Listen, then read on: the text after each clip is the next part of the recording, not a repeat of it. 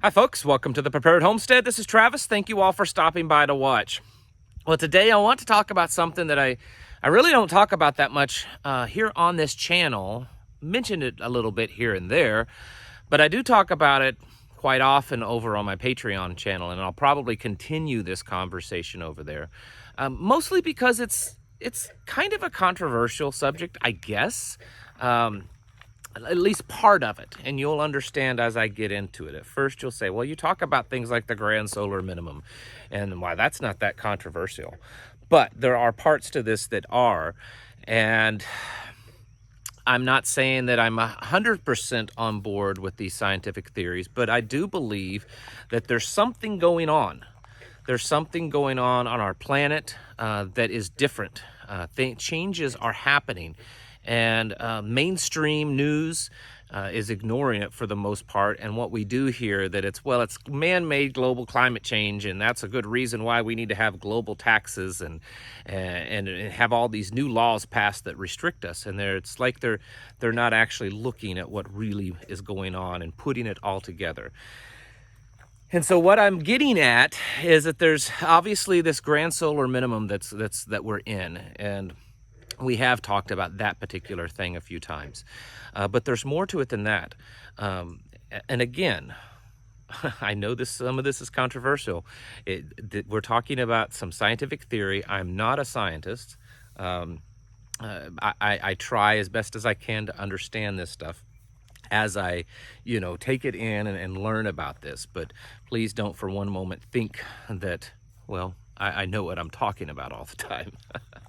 I also understand that for those of my listeners that follow the Bible in whatever manner that you do, some of this may not sound like it really fits with that, but I think a lot of it kind of could if you kind of step back and look at it. Anyways, so what I'm getting at is there is a strong theory that our sun is on a cycle, okay? That our sun cycles through different periods about every 12,000 years or so. And, well, a lot of scientists now believe that we are at that time period where that 12,000 year cycle is starting to happen again. And that we are on the precipice of some major cataclysmic changes on this planet if we're not prepared for it. It doesn't mean that, the big one is going to happen and it's going to completely exterminate all life on the planet or certainly all human life on the planet. There just seems to be some things happening that, well, we're not 100% sure about as people. But there is some indication that we may be experiencing some massive changes, and I think it's worth looking into, and it's worth preparing for. And it could potentially, because some believe this, that it could explain why governments all of a sudden, especially over the last, say, 40 years, have made these massive efforts to radically change. And then all of a sudden we're seeing it being pushed very hard over the last 12 months. And it's like they are getting themselves prepared for possible massive changes on this planet. So I'm going to get into this. And again, please bear with me in my unscientific hillbilly redneck mindset on trying to unfold all of this and what it all means. So my understanding is that they believe that the sun is on a cycle. I've already said that.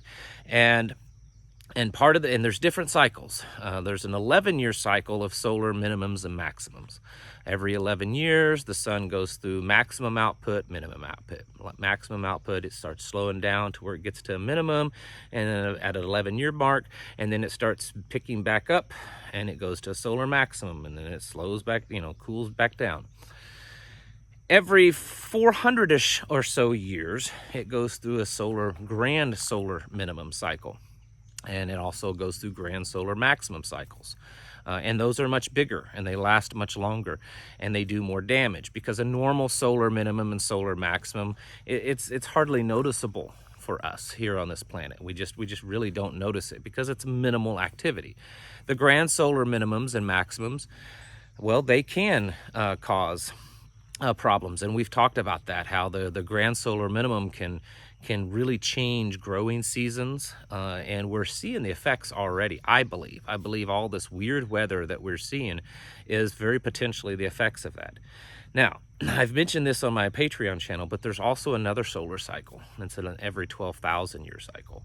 And while I don't know everything there is to know about this one, it does appear that every so often, and like I said, they've saved 12,000 years, that the sun goes through major changes, which massively affects the planet that we're on.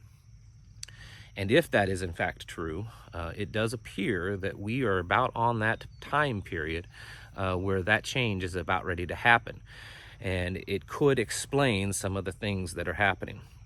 One of the things that's going on, and that again, there's some real scientific data to kind of back this up. In the last few years, and especially over the last 18 months or so, the North and South Pole seems to be rapidly moving. The amount of distance that it moved in starting, I think, in the 1850s or so, or maybe it was earlier than 18 teens or 20s. I can't remember the exact numbers, where they started actually, where they discovered a magnetic North and South Pole and they started monitoring it. It moved a little bit, and you can find graphics and stuff showing you how it moved over the past, say, 150 years or so. And then in the last few years, it's made some major changes. You know, the North Pole now is over more towards Russia than it is up into Canada, and where we would normally consider the magnetic North Pole. It is moved rapidly. The electromagnetic field around the planet has greatly weakened. I talked about this several weeks ago. There was a very small CME, which the sun does put out CMEs from time to time. And our electromagnetic field protects us from that. That's why there's no worry. You know, only the more major ones can do damage to us because we have this protective field around us. Well, there was a small CME, and you can look this up. There's all kinds of scientific data on it. And it wasn't something that they would even consider to worry about. You know, they knew it was a small one. They knew by the time it reached the Earth that it wouldn't be a big deal. No one would even notice it. And in fact, once it reached here, it spiked some numbers that were kind of shocking. Now, of course, it obviously didn't do any major damage, but the point is that it did do more than what was ever expected for a CME of that size.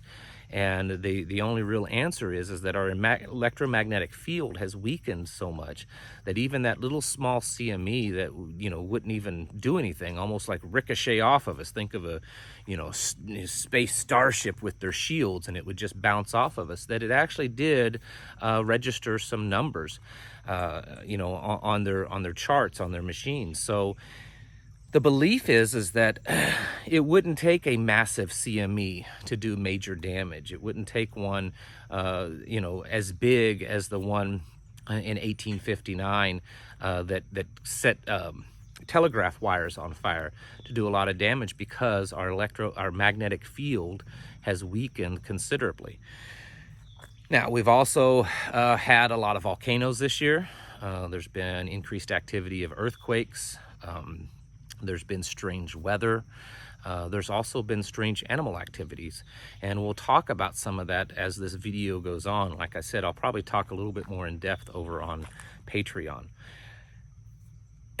What does this mean for us? The theory is if this is in fact happening, that it wouldn't just be a pole reversal, but that it would cause the Earth to basically flip on its axis. And I understand that may sound a little crazy to a lot of you. You have to understand that the scientific theory behind this is pretty solid. There's most of the scientific community agrees that this kind of thing will eventually happen. The discrepancy is, and the disagreement is when this will happen. Most scientists say, oh, that's going to be, you know, thousands of years off into the future, or hundreds of years, and it's, you know, not going to be affecting us right now. You know, our future, you know, children's children, they'll have to worry about dealing with that. But we here on this planet now, we're safe from that. The other school of thought is that, well, it is going to happen, but it's going to happen much sooner, and that it could happen within the next 2 to 4 years because of just the things that are starting to take place. One of the things that would happen would be a major CME from the sun. And while there's not concrete evidence, there are certainly some scientists that believe that the sun is building itself up to once again spew out some major radiation, even to the point of it being considered something like a micronova. If that were to happen, the side of the planet that it struck, it would just about fry. And that's not something that you can probably prepare for, because if you just happen to be on the wrong side of the planet, it's nothing you can do about it. But there's what it will do to the rest of the planet. It would cause a lot of, earthquakes. It would cause a lot of volcanoes, because it disrupts the soil and the water and the metals in the soil. And so we would start seeing an even bigger increase in earthquakes, in volcanoes, things of that nature. Now, again, I'm only repeating the stuff that I read. Another thing that I've talked about and I just mentioned is this pole reversal. And that one to me seems like it's a very likely scenario, because we're starting to see the poles shift already.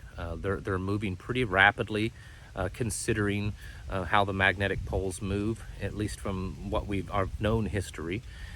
If that happens, if the poles shift, and if the planet does a rotation on its axis, if it basically flips, that will be catastrophic. We could see massive tsunamis all over the planet. I mean, think about it. If the planet is like this and then it does this flip, the water that's on it's going to start sloshing around and doing this. That's something to certainly worry about. If you live on coastal areas or in low flat lands, that could be very dangerous and even deadly for a lot of people. Now, these are all theories. This is stuff that a lot of scientists speculate could happen. All this stuff happens. It could throw us into basically a real ice age for a decade or so. That could cause temperatures on the planet to be reduced by at least 10 degrees or more.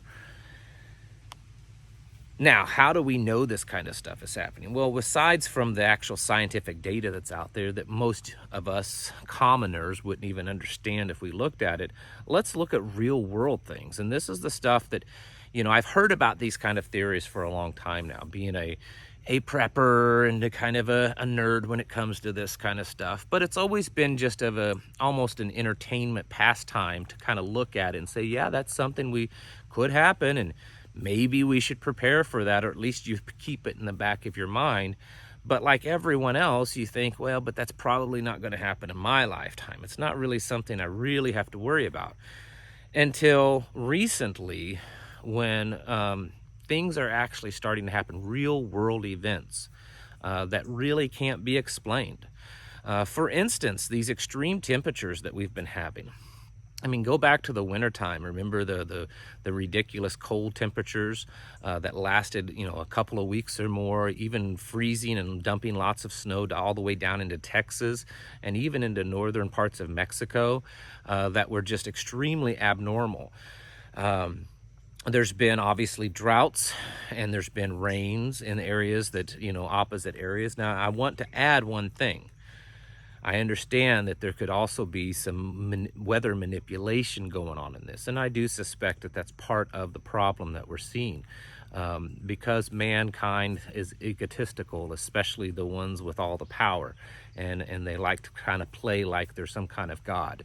And so I do believe that if they have the technology, and they most likely do, that they're probably using it to try to manipulate things and, spread their climate change awareness and taxes and lockdowns all over the place. But that's probably a topic for another video. But we have seen extreme droughts in areas that normally wouldn't have. And I'm not just talking about California and the West Coast. I'm talking about all the way up in the Dakotas and the Minnesota, Iowa, Nebraska, uh, early on in this spring, they were experiencing horrendously high temperatures for that region for that time of the year. They were seeing springtime highs of triple digit springtime highs in some of these areas, which is unheard of. It would be 75 degrees down in Texas, and it would be 101 up in Minnesota. In the spring, that's very strange. There's been lots and lots of rain over in the east and in the southeast, a massive amounts of rain, in fact. But it's not just held to just the United States and North America. This has been happening all over. This past weekend, as many of you know, the Pacific Northwest and Western Canada have experienced some earth-shattering, record-shattering high temperatures. In fact, British Columbia yesterday registered 121 degrees Fahrenheit. 121 degrees Fahrenheit. That's almost 40 degrees higher than the previous record high temperature. 121 degrees. It's actually baffling scientists. The articles that I'm reading, they can't explain what's happening. Most scientists. There's been since Friday, and this is the most current record that I could find, that there's been 136 people die because of the heat. And I mean, that's an actual loss of life. And then think of what it's doing to the wildlife, or what it's doing to the farming by having temperatures that high. Even in Portland, Oregon, yesterday, I believe that they were registering temperatures of 117 just south of Portland, Oregon. 117. This was either on Sunday or Monday. This is extremely high temperatures. And then over in Europe, especially England, it's almost like it's still winter over there. Especially parts of northern the UK, that the temperatures are extremely cold. And then another thing that is also kind of a predictive of this, some of the science believes, the theory is that if we start to see this type of pole reversal, pole shifting, or Earth flipping on its axis and all this kind of stuff, that we will start seeing, one of the theories is hail, that there would be, some strange and overacting thunderstorms producing a lot of hail. And then look at this kind of stuff. A record hailstorm size was landed in Texas this year. Now, Texas gets a lot of hailstorm, and they get some pretty large hailstorm sizes. But this thing, they estimated it probably by when it fell, because it melted a little bit by the time they got to it. But they estimated it was probably had about a 17-inch diameter. I mean, that's pretty large. I mean, you're talking a hailstone like this. If that landed on you, it could very easily kill you. But look at some of this stuff that's happening over in Europe. I showed a video, I can't remember if it was on here or on Patreon, but here's a little clip of a video in Germany, and it looks like a blizzard coming down, but that's hail. But that's not the only place that's happened. Look at these pictures out of France. This is hail. 60 centimeters of hail fell down in France. And then there's another picture here at the end. It's in Switzerland, and the same kind of thing happened in Switzerland. Massive amounts of hail falling to the ground. This is something that it's not normal, right? I mean, how can it be explained? And I think it's something to definitely take notice of. One last thing before I cut this video off, because this is just a long subject, and this is just kind of an introductory video to this, is the animal activity. And to me, that's what really kind of started making me take notice. Did you know that since 2019, there's been hundreds of whales beached on the California coastline along the West Coast? This is unusual. It's never happened before. In fact, this year alone, there's been over 24 whales beached and died on the California coastline. And that's way higher than it's ever been before. And they believe that the magnetic field and the pole shifting is throwing the whales off, because they use that to know where to go, to how to migrate. They use that magnetic, they're kind of like a built-in compass. But it's not just them. A bunch of pigeons got off course, and they just disappeared. 5,000 pigeons just kind of disappeared because, well, they couldn't figure out where to go, and they don't know where they ended up. There's also something else. This one was interesting.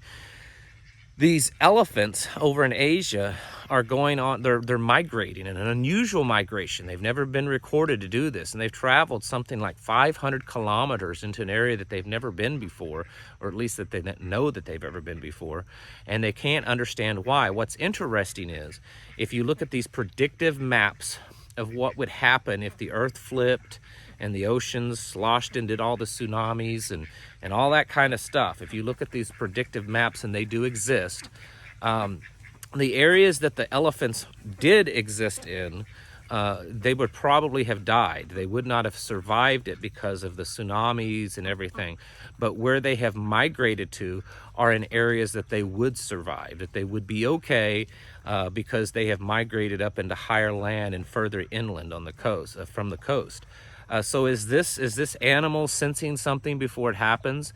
I don't know, and I don't want to over speculate and create a bunch of hype. But what I do know is that there are some unusual things, and I've barely skimmed the surface on unusual things that's happening on this planet. And I think it's worth noting, and I think it's worth looking into, because even if the worst case happens that some scientists are talking about, it is still very much a survivable event, but only for those that are actually prepared for it. So that's why we should at least look into this and figure out what things that we can do or add to our prepping plan so that we can survive something like this if in fact it happens. Like I said, I'll be carrying this video over on into, or at least this discussion, in my Patreon channel, and we'll talk about that, and I'll also probably get into at least my opinions and how I see it from a biblical aspect, because I know many of my viewers share similar beliefs in that. All right, folks. I know it was a heavy one today. Thank you all for watching, and I'll catch you in the next video.